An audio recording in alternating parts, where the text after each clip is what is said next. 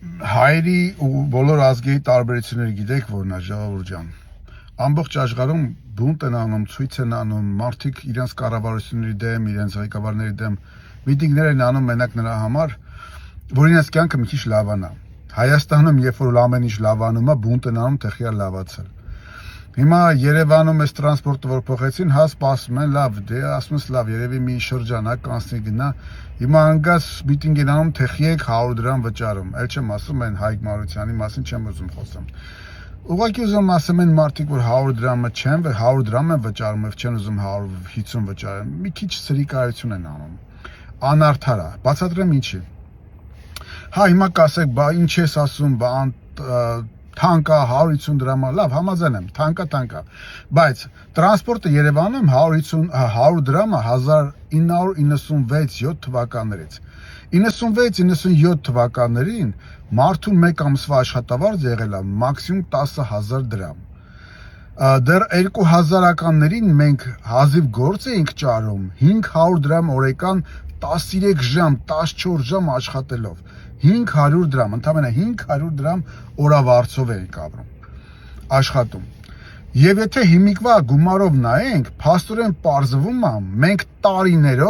տարիներով մեկ ուղևորցի համար վճարել ենք 700 դրամ, 600 դրամ տարիներով։ Ոչ մի երևանցի չի բողոքել դրանից։ Ոչ մի։ Հիմա ընդամենը 50 դրամ, այն էլ եթե հաշվենք այն ժամանակ հացը 50, 60, 70 դրամ էր, տրանսպորտը 100 դրամ էր։ Այդ ժամանակ ոչ մի երևանցի չի բողոքել։ Իսկ այսօրվա դրությամբ, որ հացը 200-300 դրամ է, ու տրանսպորտը նոր դարձել է 150 դրամ, այն էլ գազել չի։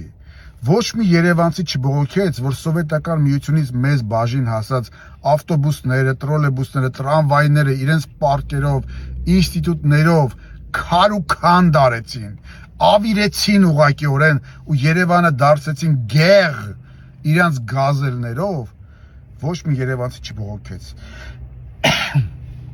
Էլ չեմ ասում, որ բանը Երևանը ավիրեցին շինություններով, չգիտեմ ինչերով, քարուքան դարեցին, սաղ դիզայնը փոխեցին։ Մարդը, ինչա Կարեն Դեմիրճյանի հետ պրոբլեմ ուներ, ամբողջ կուկուռուզնիկը քարուքան դարեց, ինչա որ այդ շենքը, սիրուն շենքը չերևար իր հյուսիսային պողոտայի շենքերի նման չլներ։ Մենակ այդ մարդու հետ թարսվելու համար շենքը քարուքան դարեց, ամբողջ շենքը տապալեց գետնին, որովհետև կուկուռուզնիկը որտեղից նայում էր, իր չգործող վիճակում ավելի սիրուն էր երևում։ Ոչ մի երևանցի չբողոքեց։ Բայց հիմա, որ ավտոբուսները դարձնում են մայրաքաղաքային, գեղեցիկ ավտոբուսներ են դարձնում, կռացած չեն գնում, չենք լսում, այ հայվան դուրը փակի, անասունովտի փողը վճարի, այդպես բառեր էլ չենք լսում, մարդը ավտոբուսում վարորդը հագած, կապած, գեղեցիկ հագնված եվրոպական ձևով դարձրել են քաղաք Երևանը։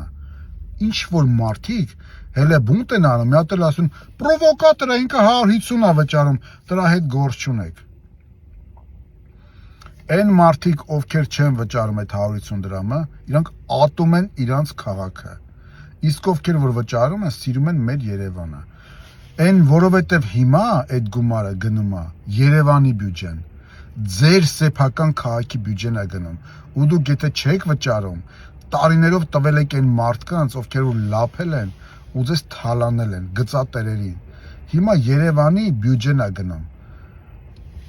Ինչ որ ասում են Ավինյանի գրպան, ինչ Ավինյանի գրպան։ Այսօր Ավինյանը, վաղն կլինի Գվիդոնը, քաղաքապետը։ Մի փոքր մենք պետք է մի քիչ քաղաքը չսեփականացնենք, երկիրը չսեփականացնենք, Սերժի երկիրը չի ես, Նիկոլի երկիրը չի ես, Ավինյանի քաղաքը չի ես, այս մերն է, հայերինն է, ու կապ չունի, որ հայինն է, դրսի թե ներսի, հայինն է,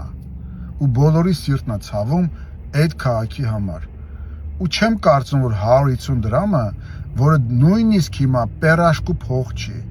Ես Երևանում պերաշկի էի ուզում առնել, 150 դրամ չէր, 200 դրամ էր պերաշկին։ Նույնիսկ տրանսպորտի ծախսը հիմա մի հատ պերաշկի էլ չի, բայց սարքել եք պատմություն։